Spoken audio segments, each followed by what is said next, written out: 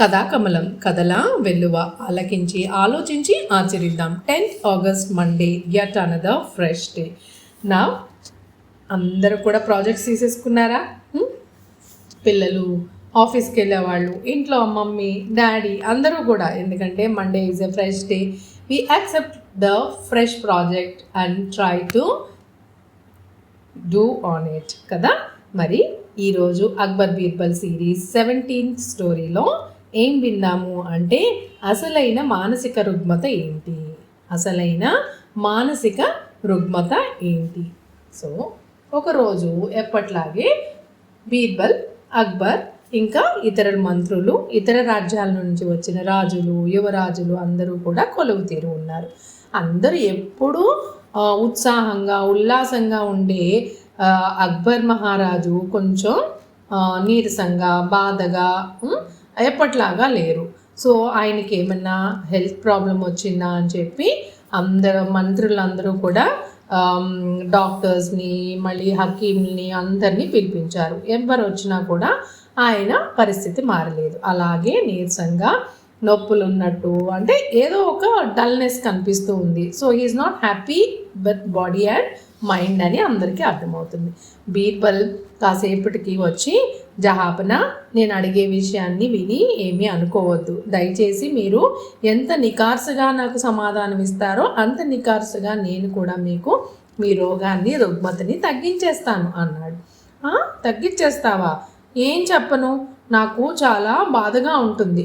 ఎందుకు మా జహాపన అంటే, అప్పుడు జహాపన ఇలా చెప్పారంట, చూడు బీర్బల్, నా రాజ్యంలో ప్రజలందరూ సంతోషంగా ఉండాలని నేను ఎప్పుడూ అనుకుంటాను. కానీ నిన్న రాత్రి నువ్వు లేనప్పుడు నేను మారువేషంలో బట్టలను తీసుకుని బయటకు వెళ్ళినప్పుడు రాజ్యంలో ప్రజలు సగం మంది ఈర్ష్యతోనూ, మరికొంతమంది పావంతు మంది మాకు డబ్బులు లేవనే బాధతోనూ, మరికొంతమంది మాకు డబ్బులు ఉన్నాయి ఎలా దాచుకోవాలి అనే భయంతోనూ ఉన్నారే తప్ప ఎవ్వరూ కూడా సంతోషంగా అనిపించలేదు. నా రాజ్య ప్రజలు అన్నీ ఉన్నా సంతోషంగా ఎందుకు లేరు అనే బాధ నాకు రాత్రి నుండి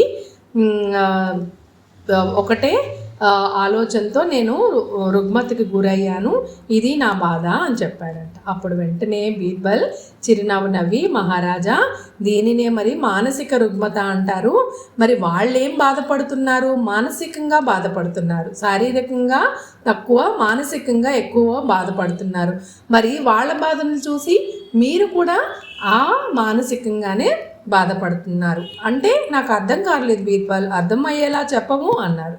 మహారాజా, మరి మన రాజ్యంలో బీదవారు కొంతమంది పోన్లే మనకి ఇంతే ఉంది అని ఒక్క ఆలోచనతో ఉంటే సంతోషంగా ఉంటారు. ఎంతలో ఉంటే అంతలే ఉంటారు.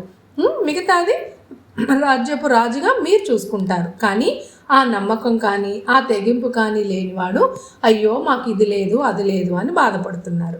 మరి అన్నీ ఉన్న డబ్బులు అన్నీ ఉన్న ఐశ్వర్యం ఉన్న వాళ్ళు ఏం చేస్తున్నారు? రాజు పేదలకి మమ్మల్ని ఈ డబ్బులు ఎక్కడ ఇమ్మంటారో, పేదవాళ్ళు వచ్చి మమ్మల్ని ఎక్కడ అడుగుతారో, దొంగలు వచ్చి మా ఐశ్వర్యాన్ని ఎక్కడ కొట్టుకుపోతారో అని వాళ్ళకి ఈ ఆలోచనతో వాళ్ళకి మానసిక రోగం నెమ్మదిగా శారీరక రోగానికి దారితీస్తుంది. మరి వాళ్ళు అలాగా. కొంతమంది ఈర్ష్య, వాళ్ళకు డబ్బులు ఉన్నాయని, వాళ్ళకి ఇంకేదో ఉందని ఈర్ష్యపడేవాళ్ళు కొంతమంది. ఆ ఈర్ష్య వల్ల కూడా వాళ్ళకి మానసిక రోగంతో పాటు శారీరక రోగాలు వచ్చి వాళ్ళు ఎవరు కూడా పూర్తిగా సంతోషంగా ఉండలేకపోతున్నారు. మరి వాళ్ళందరినీ చూసి మీరు బాధపడుతూ ఉంటే మీకేమైంది? మీకు కూడా మానసిక బాధతో పాటు శారీరక రుగ్మత వచ్చిందా లేదా? అవును బీర్బల్, కానీ నాకు అందరూ బాగుండాలని ఆలోచనే ఉంది కదా, నాకెందుకు వచ్చింది ఇది అంటే, బీర్బల్ మళ్ళీ ఒక చిరునవ్వు నవ్వి, జహాపన, మీరు మంచివారే, కానీ మంచివాళ్ళ ఆలోచన మంచిగా ఉంటే సరిపోదు. మనము ఒక్కొక్కసారి ఎదుటివారి కష్టాలను తీసేయాలనుకుని మనమే కష్టం కొని తెచ్చుకుంటాం. అదేలా బీర్బల్?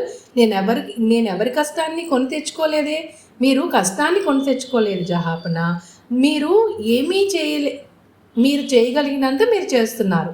వాళ్ళు చేయగలిగింది వాళ్ళు చేయలేకపోతున్నారు, అది కూడా మీరు తీసుకుంటున్నారు. అందుకే మీకు మానసిక రుగ్మత, తద్వారా శారీరక రుగ్మత. అదేంటి బీర్బల్, ఇంకొంచెం వివరంగా చెప్పము అంటే జహాపన, మనము ఒక సమస్యగా తీసుకున్నప్పుడు అది మనం ఎంతగా చేయగలుగుతామో అంతగా చేసి విడిచిపెట్టాలే తప్ప అది ఎదుటివారి కూడా మన భావనతో పనిచేయాలి అనుకుంటే తప్పు అవుతుంది. అదే మనకి మానసిక రుగ్మతగా మారుతుంది. మీకు ఈ శారీరక బాధ మరియు మానసిక వేదన అందుకే వచ్చిందేమో, ఒక్కసారి ఆలోచించుకోండి కళ్ళు మూసుకొని అన్నాడు బీర్బల్. మరి బీర్బల్ ఎలా చెప్తే అలా వింటాడు కదా అక్బర్ జహాపన. అక్బర్ కళ్ళు మూసుకుని 5 నిమిషాలు ఆలోచించాడంట. ఆలోచించగా అక్బర్కి అర్థమైంది. కళ్ళు తెరిచి నెమ్మదిగా, బీర్బల్, నిజంగా నువ్వు చాలా పెద్ద డాక్టర్వి, సైకియాట్రిస్ట్వి. అదేంటి జహాపన అన్నాడు బీర్బల్. అవును బీర్బల్, నువ్వు చెప్పగా ఆలోచించాను. అవును, నేను పేదవాళ్ళకి నేను చేయగలిగింది నేను చేస్తున్నాను. దొంగలు దొంగలుగా ఉండకుండా ఏం చేయాలో అదే ఆ రోజు నవ్వుకున్నాం చూడు, గుండు అని గుర్తు చేసుకుని నవ్వుకున్నాడు. ఇలా నవ్వుతూ ఉండండి జహాపన.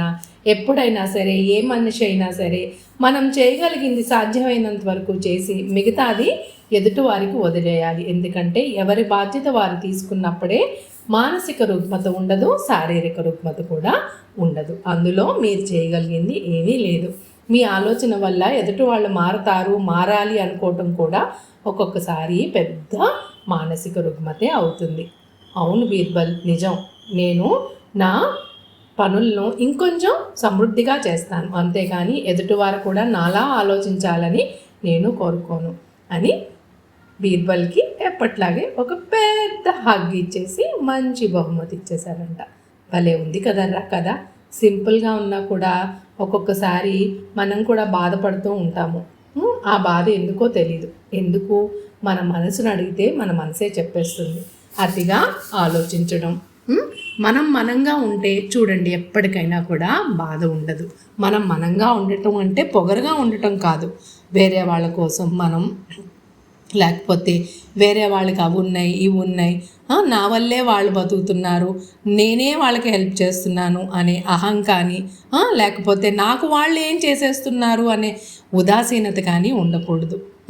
ఎందుకంటే ఈ ప్రపంచంలో నువ్వు మాత్రమే నువ్వు, ఇంకెవ్వరు నువ్వుగా ఉండలేరు. అందుకే కథాకమలం ఏం చెప్తుంది?